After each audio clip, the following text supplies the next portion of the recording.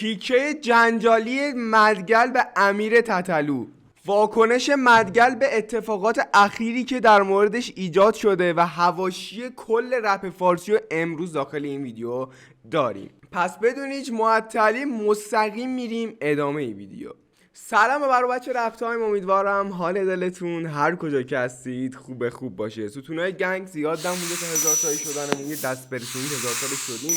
حتما کانال رو سابسکرایب بکنید، زنگوله رو روشن کنید اگه ویدیو اومد با خبر بشید. از اونجایی که میدونید و خب یه سری حواشی به وجود اومد این که مدگل داخل آخرین ویدیوش برگشت یه سری حرفا در مورد امیر تتلو زد و برگشت گفت آقا تتلو فلانه و اینجوریه و اونجوریه.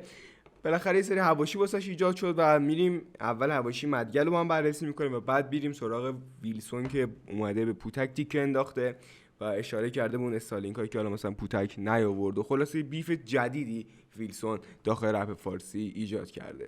خب ستونای گنگ، قضیه از این قراره که آقا مدگل یه سری حواشی واسش به وجود اومد تو این چند وقتی که حالا بود. مثلا یکی از حواشی‌ها این بود که خب مدگل اومد داستان شد واسه این فیلمه بود توی چیز آپلود شده بود. حالا یه سری داستان ایجاد شد که من ویدیوش هم ساختم که این ویدیو رو من ساختم واسه تو، لینکش این بالا میاد میتونید برید ببینید. فکر کنم حدود 30000 تا ویو خورده رو چنل و داستان این بود که آقا این مدگل اومد داخل ویدیویی که دیشب یا پریشب آپلود کرده بود چنلش پرید به امیر تتلو. اون چیکار کرد؟ اومد گفت که آقا این آدمایی که الان هستن فقط دید جنسی به من دارن، از این لحاظ دارن استفاده میکنن از من. خب واقعا مثلا این قضیه که واسه مدگل به وجود اومد خیلی از چنل باش اومدن بالا. مثلا من داشتم میگشتم اینجوری سرچ کردم کلمه مدگل رو داخل گوگل واسه کاورش رو بزنم، دیدم آقا طرف ویدیو ساخته در مورد همین فیلم مدگل، 100000 تا بازدید خورده. اصلا پشیمون چنل یارو فکر کنم 1000 تا کلا سابسکرایبر داشت. چه جوری؟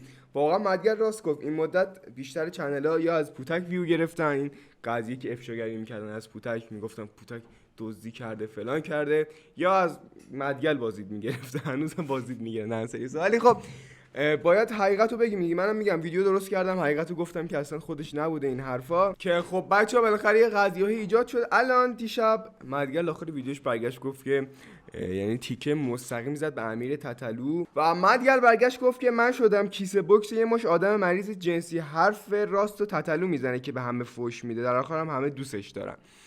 و خب واقعا یه حاشیه خوبی هم واسه خود مدگل اینجا اتفاق افتاد دیگه. اومد حالا خیلی رفت یه مدت داخل دید، خیلی واقعا زیاد.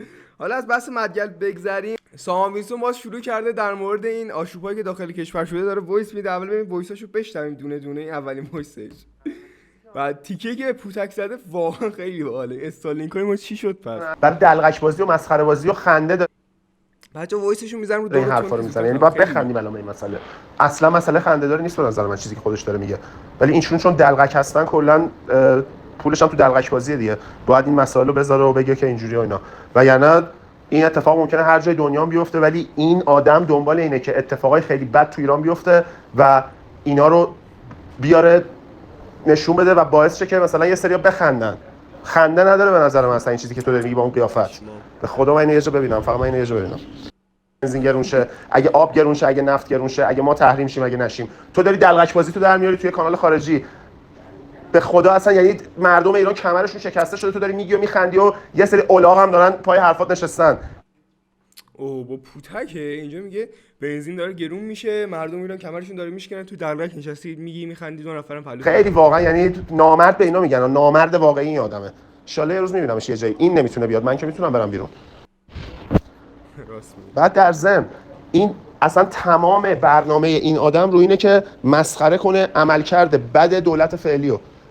خب اگه مثلا همه چی به کام ایشون پیش بره اصلا بیکار میشه این آدم. چیو مسخره کنه، کیو مسخره کنه؟ چون این آدم به جز مسخره کردن کاری بلد نیست به نظر من. یعنی هنر اینه که سوژه کنه، بخنده به عملکرد اشتباه یه سری آدم که الان اونا به نظر خودش دولت ایرانن یا حکومت ایرانه. این اگه اون چیزی که وقف مرادش باشه این ویلسون بعد از باشه اصلا چیکار باید بکنه؟ هیچی. باید بشه کارمند عادی. حقوق از $15000 میشه ماهی 100. من اصلا از وضعیت فعلی دفاع نمی‌کنم، ولی آدمایی مثل این حرومزاده رو حواستون بهشون باشه. اینا خیلی آشغالن، اینا خیانتکار و وطن فروش اینا یعنی اینا دارن تو بهترین شهرهای دنیا بهترین زندگی رو میکنن با مسخره کردن وضع یه سری آدمی که پدر جلوی پسر شرمنده است. حواستون به این آدما باشه. یعنی اگه پدر جلوی پسر سرش بالا و این آخرین وایس بود و یه وایس هم مونده از ویلسون که برگشته در مورد پوتک حرف زده، گفته که نه البته اینو در مورد وضعیت یعنی تیکه مستقیم زده به سروش هیچکس اینا، گفته که مثلا کسایی که میخوان براندازی کنن داخل ایران 90% اون ور کشورن، اصلا داخل ایران نداره کسی بخواد همچین حرکتی رو انجام بده و این حالا حرفو زده. بریم با هم دیگه بشنویم. خیلی جالبه این واسم که بیشترین کسایی که پیگیر سرنگونی و براندازی هستن خارج از ایران زندگی میکنن و برنامه‌ای برای اومدن ایران ندارن اگر هر اتفاقی هم بیفته. اگه مثلا اینجا بنزین گرون شه کمر مردم ایران میشکنه. اونا سیاست‌های بایدن تو کالیفرنیا براشون مهمتره تا اینکه اینجا گرون میشه یا ارزون میشه.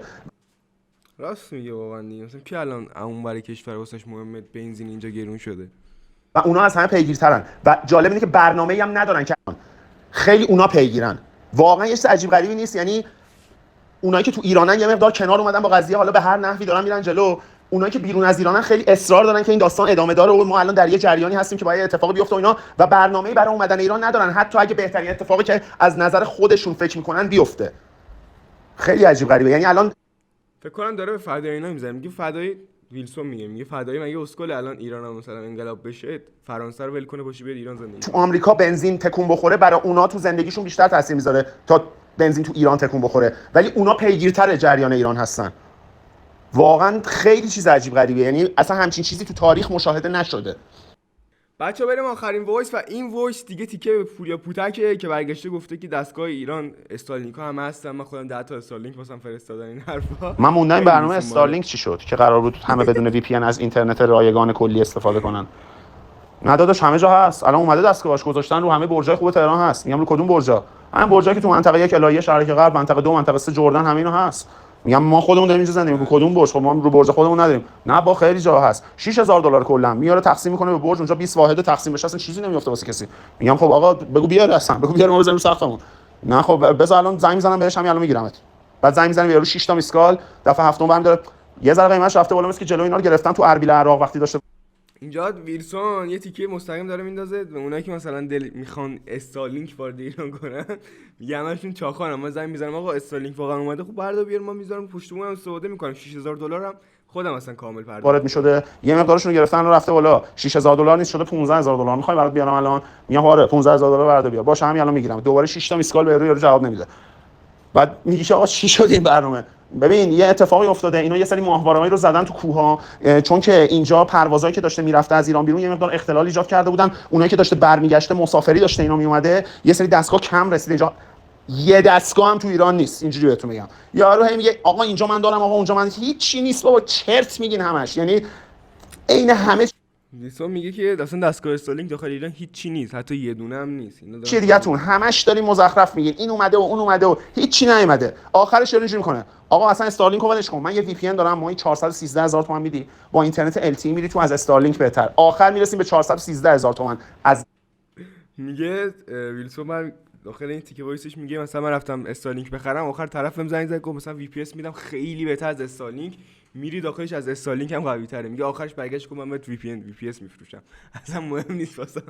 یعنی خیلی باحال واقعا. این الان دیگه شروع میشه، کامی 10 15 روز دیگه وایس های سمی ویلسون شروع شد دیگه، به هیچ کس و اینا که ترک اعتراضی میخونن به اونا دیگه شروع میشه دیگه. دیشب پوریا پوتک و سیجل با هم دیگه، یعنی یه ویژه برنامه پوتک درست کرده بود بهتر جواب ندیم، که با هم دیگه مسابقه کردن و همونطور که میدونید از مهمانهای اول پوتک تا این مهمان آخری که فعلا سیجله، همشون گفتن بدترین رپر ایران توییه و سیجل هم دوباره برگشت همینو گفت، یعنی کلا گرفتن رو تویی بدبخت همشون. بدترین رپر ایران یس. آخه اسمش هم رپر نمیشه گذاشت، دزدی‌ترین رپر ایران توییه. بدترین رپر.